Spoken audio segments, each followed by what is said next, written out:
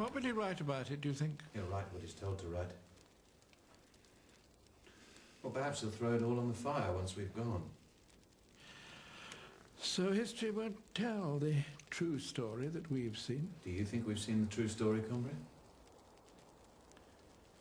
Anyway, history will say what someone decides it should say. Or what Mr. Moore remembers when he's older and, let's hope, braver.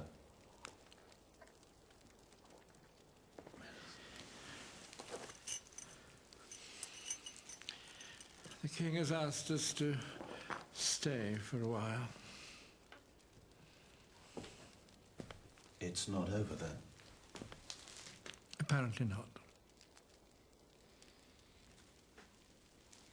Perkin Warbeck.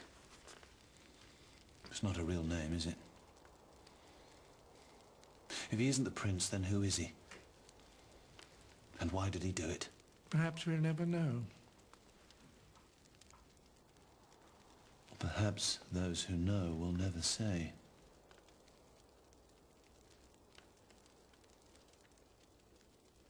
Will you see him?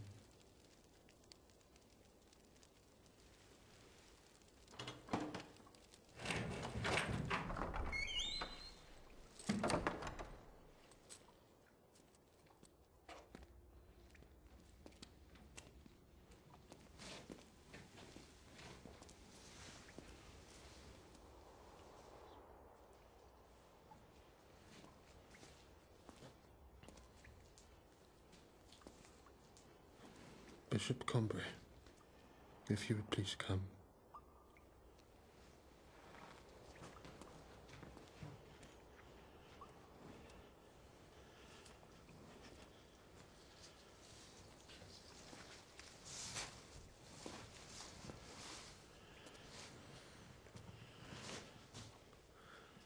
I would like someone to take a message to my son. Of course.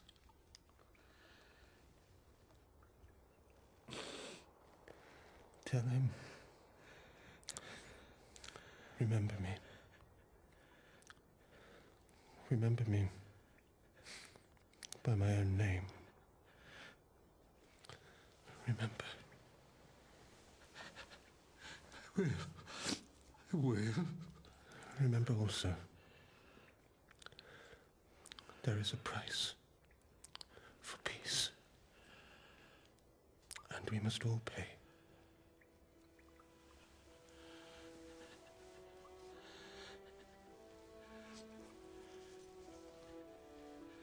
Write that in your book, Mr. Moore. What I've written here may never be read. Or if it is read, it may never be believed. That is the nature of history. And history is written by the victors. But this much the world knows.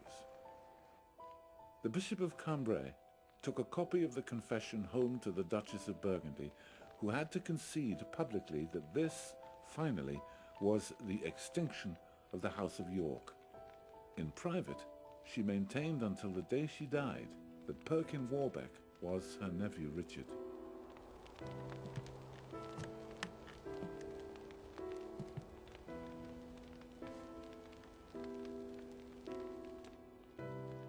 Before he returned to Spain, Dr. de Puebla agreed a contract of marriage between Prince Arthur of England and the Infanta Catherine of Aragon.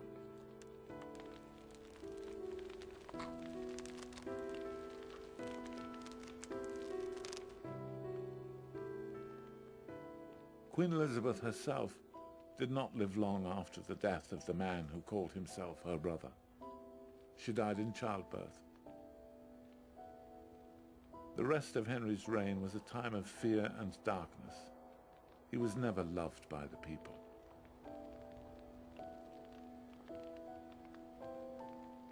After the death of the Queen, Lady Catherine Gordon kept company with the King for the rest of his life.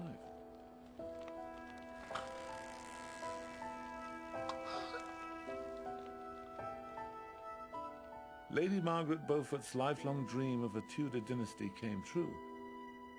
But it was not Arthur who went on to be the next King of England. It was Henry, who, on his brother's death, inherited a wife and a kingdom.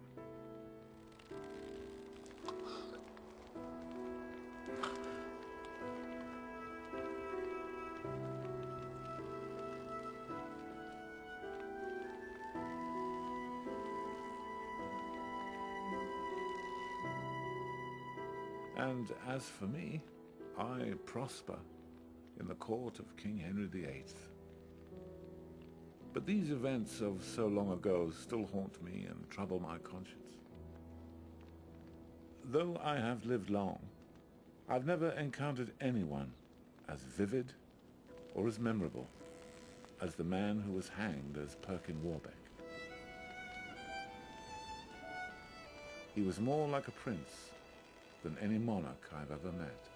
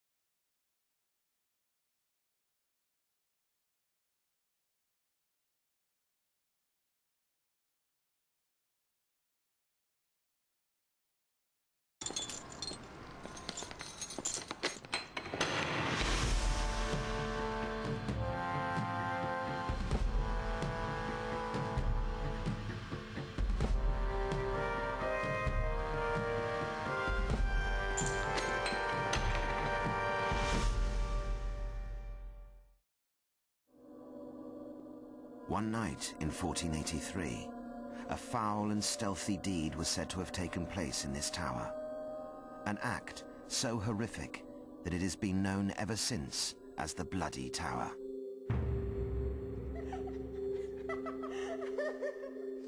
Two boys were held here under the supposed protection of their uncle, the man who was to become King Richard III. What happened to them was a turning point in British history. The cold-blooded murder of children, killed to win the throne of England. The boys were both the sons of Edward IV, who had died just a few weeks earlier. One was the new king, 12-year-old Edward V, awaiting coronation, apparently safe in the tower. The other was his younger brother, the Duke of York. Soon after their arrival at the tower, they were seen playing outside. But in time, they were spotted only rarely through the bars of the windows. By July 1483, they had disappeared.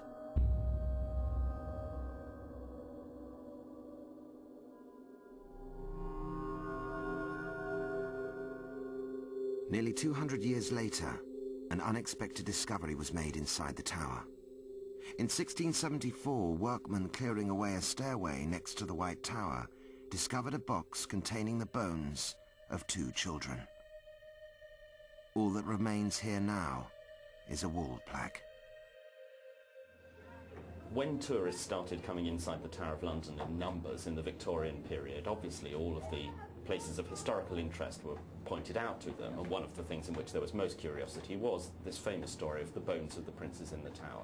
And so this plaque was put up, and the text of it makes out that, as I say, the tradition of the tower has always pointed out this as the stair under which the bones of Edward V and his brother were found in Charles II's time.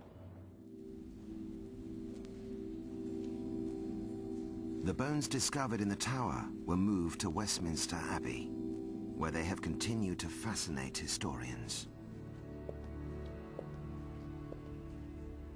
Now, it was King Charles II who in 1678 arranged for these bones to be buried amongst their ancestors in Westminster Abbey, and who erected this urn with its impressive inscription.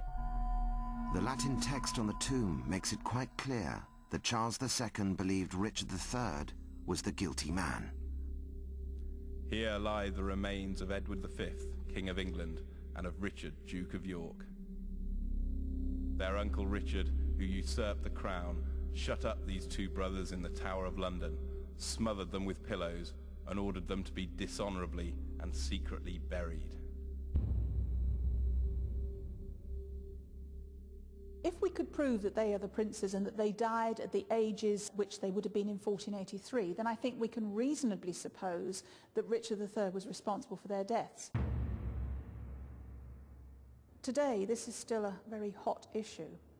And even in the face of so much circumstantial and actual evidence against Richard III, there are still many people who feel, yes, he was a nice person, he had qualities, he couldn't possibly have murdered the princes. I'm afraid the evidence points the other way. This is not the view of some of Richard III's supporters, who are also visiting the Abbey today.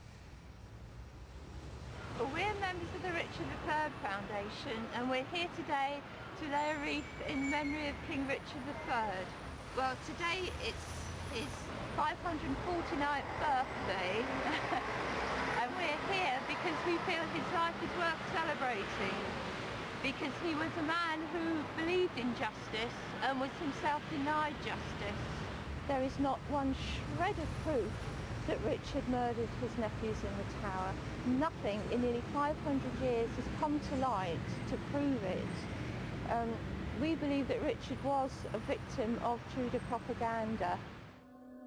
There are two key questions about the bones at Westminster. Are they those of the princes, and can they prove the date when they were killed? In 1933, the bones were taken out and examined in the Abbey by physicians.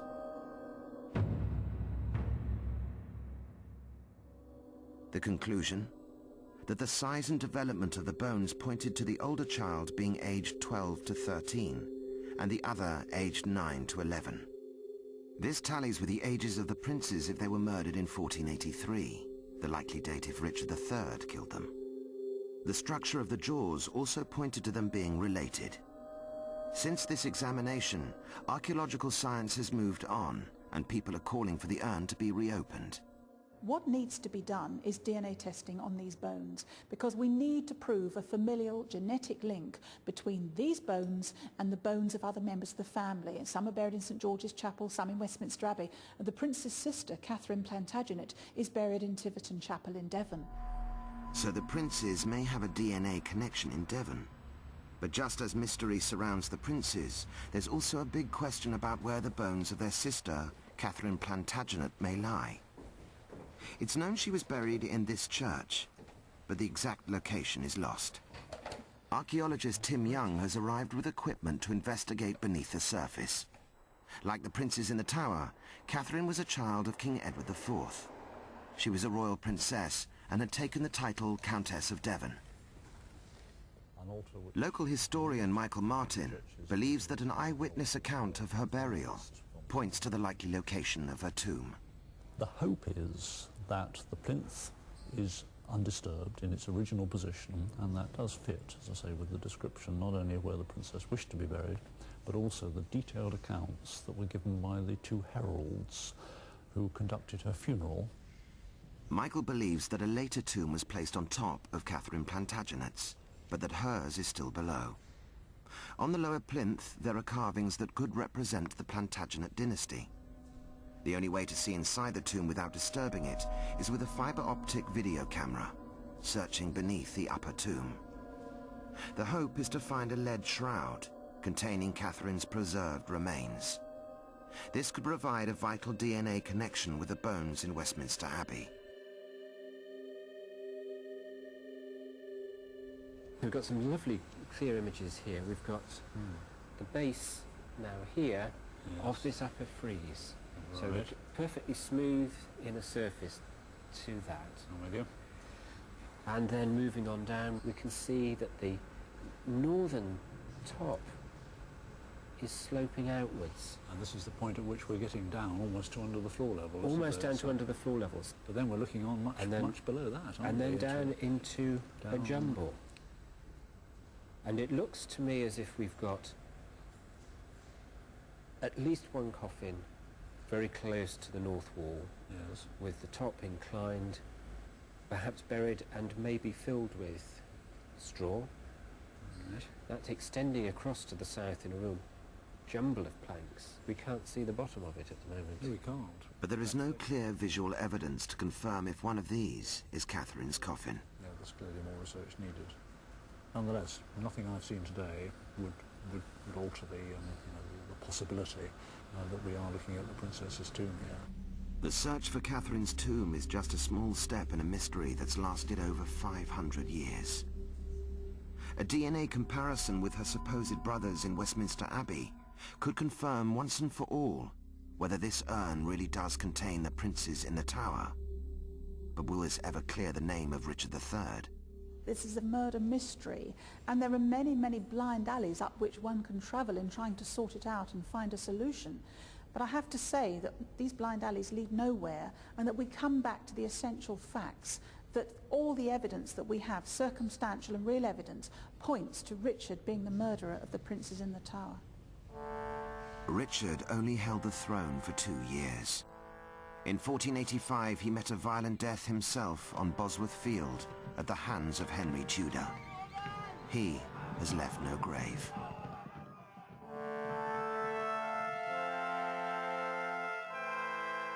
The poignant story of the princes in the tower has formed part of the romantic and often morbid history of these buildings, where it's often hard to separate reality from myth.